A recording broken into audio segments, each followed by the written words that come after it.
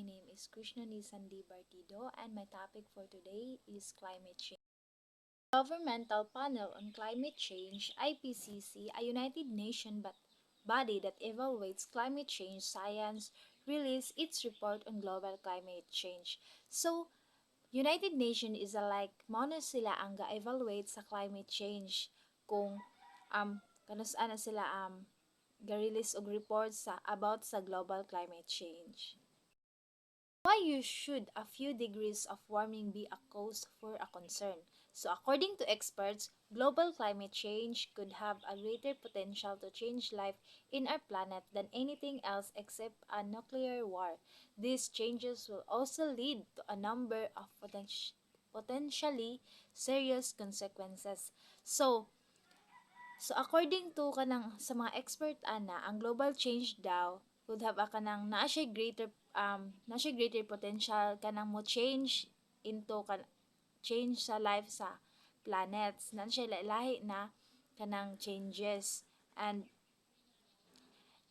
the anything else except except daw sa nuclear war. So niyon siya dire. But first, what is a climate change? So, climate change refers to the statistically significant changes in climate for continuous period of time. Factors that contribute to climate change can be natural internal process. Volcanic eruptions are one of the natural causes of climate change. When volcanoes erupt, it emits different natural aerosols like carbon dioxide, sulfur dioxide, salt crystals, volcanic ashes or dust, and even microorganisms like bacteria and the viruses. So, mao na siya ang mga mao na siya ang natural sanhi sa pag-change sa klima like pagputok ng bulkan. So, mao na siya ang kapag pag mubuto na siya ang bulkan, ang iyahang like iyahang kanang siya ba naglalaba nagpagawa siya og mga iba't ibang natural na sanhi or like iyahang different natural aerosols like carbon dioxide, sulfur dioxide, ng salt crystals, naapod na siya volcanic ashes or katong ganing mga ato mo siya abo ba likabok mga ingato mo to siya magawas tapos naapod na siya magawas po na siya ang bacteria or mga viruses. Tapos mo na siya makaapekto po na siya sa mga tao. Eccentricity is a term used to describe shape of Earth's orbit around the Sun, the impact of the variation a change in the amount of solar energy from the perihelion around January 3. So, ang eccentricity is mao na siya ang ginagamit para ilarawan ang pagtuyok sa kalibutan sa araw. So, mao to siya ang energy from perihelion around January 3 to aphelion around July 4. So the time frame for the cycle is siya og 98,000 years. So currently Earth's eccentricity is 0.016 and there is about a 6.4%. So increase in insolation from July to January. Mao to siya ang humigit kumulang ng 6.4% na pagtaas na sikat ng araw mula sa Hulyo hanggang Enero. Obliquity is the variation of the tilt of Earth's axis away from the orbital plane. As this tilt changes, the seasons become more exaggerated. So the obliquity changes on a cycle taking approximately 4,000 years. So mao to siya ang obliquity, isa ka ng mao na siya ang pagbabago sa mula sa kanang landas lagi padung sa orbital plane as a change the seasons of become more exaggerated or iyahang landas. So habang nagbabago ang pagkiling na ito, ang mga panahon ay nagiging mas matindi ang obliquity. So, ay isang mababago sa loob ng humigit kumulang ng 4,000 years taon. Precession is the change in orientation of Earth's rotational axis. The precession cycle takes about 19,000 to 23,000 years. So, precession is caused by two factors of wobble of Earth's axis and turning around of the elliptical orbit of Earth's axis. So, precession affects the direction of Earth's axis. Carbon dioxide theory. Carbon dioxide is added when power and heat are produced by burning coal, oil, and other fossil fuels. Carbon dioxide is transparent to sunshine but not invisible to infrared heat radiation leaving the ground.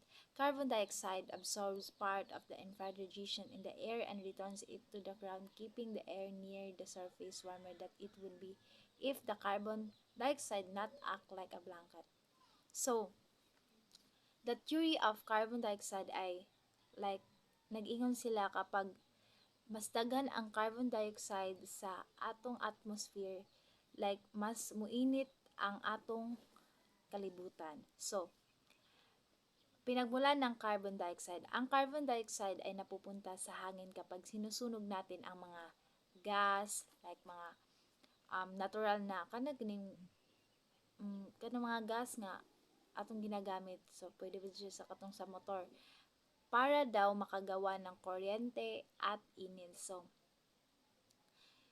ang carbon dioxide sa atmosphere ay hinahayaan ang sikat ng araw na maikli wave radiation na dumaan at umabot sa ibabaw ng daigdig parang bintana na nagpapapasok ng liwanag. So, ang ibabaw ng daigdig ay sumisipsip ng enerhiya mula sa araw at pagkatapos ay naglalabas ito pabalik bilang infrared radiation. So, mahabang wave radiation o init. So, pero ang carbon dioxide ay may mahalagang katangian. Sinusipsip nito ang papalabas na infrared radiation. Isipin mo ito bilang isang kumot na nagkukulong ng init. If maraming carbon dioxide ay idinaragdag natin na atmosphere na sa pamamagitan ng pagsusunog ng fossil fuels, mas kumakapal ang kumot na ito at mas maraming init ang nakukulong at tumataas ang temperature sa mundo. Ito ang pangunahing prinsipyo sa likod ng greenhouse effect at ang pag-aalala tungkol sa pag-init ng mundo na gawa ng tao. Human activities contribute to climate change. The largest known contribution comes from the burning of fossil fuels, which releases carbon dioxide gas to the atmosphere. Greenhouse gases and aerosols affect climate by altering incoming solar radiation and outgoing infrared thermal radiation that are part of Earth's energy balance, changing the atmospheric abundance or properties of these gases and particles can lead to a warming or cooling of the climate system. So, malaki ang contribute ng mga gawain ng tao sa pagbabago ng klima. Ang pinakamalaking alam na nating sanhin nito ay ang pagsusunog ng mga fuel, naglalabas ng carbon dioxide sa atmosphere. So, ang mga greenhouse gases at aerosols ay nakakaapekto sa klima sa pamamagitan ng pagbabago sa dami ng sikat ng araw na pumasok at sa init. So, infrared radiation na lumabas mula sa daigdig na bahagi ng balanse ng enerhiya ng ating planeta. Ang pagbabago sa dami o katangian ng mga gas at maliit na partikulang ito sa atmosphere ay maaaring magdulot ng pag-init o paglamig ng sistema ng klima. So, ang pinakamalaking sanhi ng mabilis na pagbabago ng klima na naranasan natin ngayon ay ang mga ginagawa ng tao. Ang pangunahing dahilan nito ay ang pagsunog ng fuel or kapag sinusunog natin ang mga fossil fuel tulad ng carbon, langis at natural gas para sa makagawa ng enerhiya, kuryente, transportation, industry. Maraming carbon dioxide ang nailalabas sa atmosphere gaya ng tinatalakay natin ng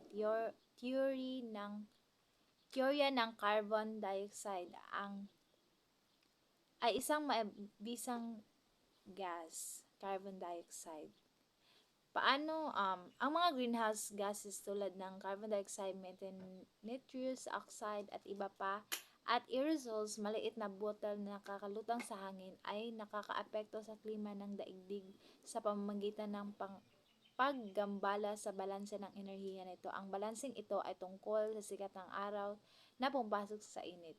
So, greenhouse gases, sikat ng araw na pumasok. Ang mga greenhouse gases ay halos hindi nakahadlang sa maikling wave radiation mula sa araw. Ibig sabihin, madali itong nakadaan at umaabot sa ibabaw ng daigdig kung saan ito ay nasisip-sip. So pagkatapos ang daigdig ay naglalabas ng enerhiya pagbalik sa kalawakan bilang mahabang wave radiation o init. Ang mga greenhouse gases ay mahusay sa pagsipsip ng paglabas sa init na ito. So, the effect is sa pamamagitan ng pagsipsip ng init, kinukulong ng mga greenhouse gases ang enerhiya sa loob ng atmosphere. Kaya hindi ito basta-basta nakakatakas papunta sa kalawakan. Pagkatapos inilabas mula nito ang enerhiyang ito sa lahat ng direksyon, so kasama na pabalik sa ibabaw ng daigdig na nagdudulot ng pag-init. So ito ang pinantinding greenhouse o epekto na nadulot ng mga emisyon mula sa mga gawain ng tao. Ang mga pagbabago sa dami o katangian ng mga gas at maliliit na partikulong ito sa atmosphere na pangunahing dahil sa mga gawain ng tao ay bumabago sa balanse at pagitan ng sikat ng araw na pumapasok at init na lumalabas. Ang pagdami ng greenhouse gases ay nagriresulta sa mas maraming init na nakukulong na nagdudulot ng pangkalahatang pag-init ng sistema ng klima. Ang kabuuang epekto ng aerosols ay init na lumalabas. Ang pagdami ng greenhouse gases ay nagreresulta ng mas maraming init na nakukulong na pagdudulot ng pangkalahatang pag-init ng sistema ng klima. So, ang kabuuang epekto ng aerosols ay mas komplikado at maaaring magkaroon ng pagkakaiba-iba sa iba't ibang rehiyon. Ngunit ang matagalang epekto ng pag-init mula sa pagdami ng greenhouse gases ay mas malaki kaysa sa anumang epekto ng paglamig mula sa aerosols sa buong mundo. So, madaling salita, sa pamamagitan ng pagsusunog ng fossil fuels at paglalabas ng greenhouse gases at sa pamamagitan ng paglabas ng iba't ibang aerosols, ang mga gawain ng tao ay nagdaragdag ng malaking puwersa sa sistema ng klima na nagtutulak nito palayo sa natural nitong balanse at nagdudulot ng pag-init ng planeta. Greenhouse gases mentioned are natural gases. However, the high level of these gases in the atmosphere contributes to the greenhouse effect. The increasing amount of these gases is due to human activities. High level of carbon dioxide comes from fossil fuel use in transportation and the building, heating, cooling, and the manufacture of cement and other goods. Deforestation releases carbon dioxide and reduces its uptake by plants. So, mauna to siya ang greenhouses. Ang mga greenhouse gases na nabanggit ay mga natural na gas. Gayunpaman, ang mataas na antas ng mga gas na ito na sa atmosphere ang nagpapalala sa greenhouse effect. Ang pagtuloy na pagdami ng mga gas na ito ay dahil sa mga gawain ng tao. Ang mataas na antas ng carbon dioxide ay pangunahing nagmumula sa paggamit ng fossil fuels sa transportation, sa pagtatayo, pagpapainit, pagpapalamig ng mga gusali at sa paggawa ng semento at iba pang mga products. So ang deforestation o pagputol ng mga puno ay naglalabas din ng carbon dioxide at pinabawasan ang dami nito na nasipsip ng mga halaman. Ozone is another greenhouse gas that is continually produced and destroyed in the atmosphere by chemical reactions. In the troposphere, human activities have increased ozone through the release of gases such as carbon monoxide, hydrocarbons, and nitrogen oxide, which chemically react to produce ozone. So, ang ozone ay isa pang greenhouse gas na patuloy na nabubuo at nasisira sa atmosfera sa pamamagitan ng mga reaksyong kemikal sa troposphere is ang pinakamababang bahagi ng atmosphere kung saan tayo nakatira. Ang mga gawain ng tao ay nagpapataas ng ozone sa pamamagitan ng paglabas ng mga gas tulad ng carbon monoxide, hydrocarbons at nitrogen oxide na chemical na nagre-react para makabuo ng ozone.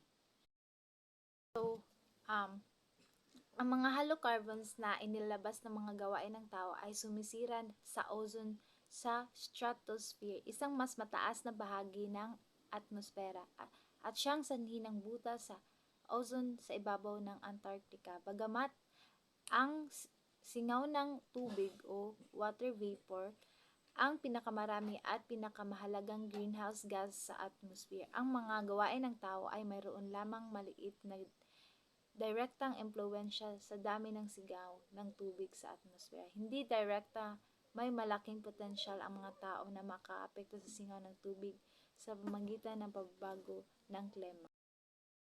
Effects of the climate change on society. Climate change could cause severe effects to all life forms around our planet. It direct affects the basic elements of people lives like water, food, health, use of land, shelter, and the environment, of course. Consequences of climate change will become disproportionately more damaging with increased warming. Higher temperatures will increase the chance of triggering abrupt and large-scale changes that lead to regional disruption, migration, and conflict. So warming may include sudden shifts in regional weather patterns like the monsoons or the El Nino. Such changes would have severe consequences for water availability and flooding in tropical regions and threaten the livelihoods. So, ang mga masasamang epekto ng pagbabago sa klima ay lalong titindi habang patuloy na umiinit ang mundo. So, ang mas mataas na temperatura ay magpapalaki sa posibilidad na magkaroon ng biglaan at malawakang mga pagbabago sa hahantong sa pagkagulo ng mga rehiyon, paglikas ng mga tao at mga kaguluhan. So, maaring kabilang sa pag-init ang biglaang pagbabago sa mga pattern ng panahon ng mga rehiyon tulad ng mga monsoon o ang El Nino. So, ang mga ganitong pagbabago ay magkakaroon ng matinding epekto sa pagkaroon ng tubig at sa pagbaha sa mga tropical na rehiyon at pagbabanta sa mga kabuhayan ng mga tao. Climate change is a worldwide issue that we have to face. So, climate change is referred as statistically significant climate variation persisting for an extended period of time. The continuous climate change could bring drastic effects to living and non-living forms on Earth. So, climate change is brought by several factors like natural processes and persistent human activities. So, global warming is one of the major effects of climate change. So, global warming threatens as life forms on Earth. It has drastic effects on water availability, food source, health issues, and land use and ecosystem. And that's all. Thank you.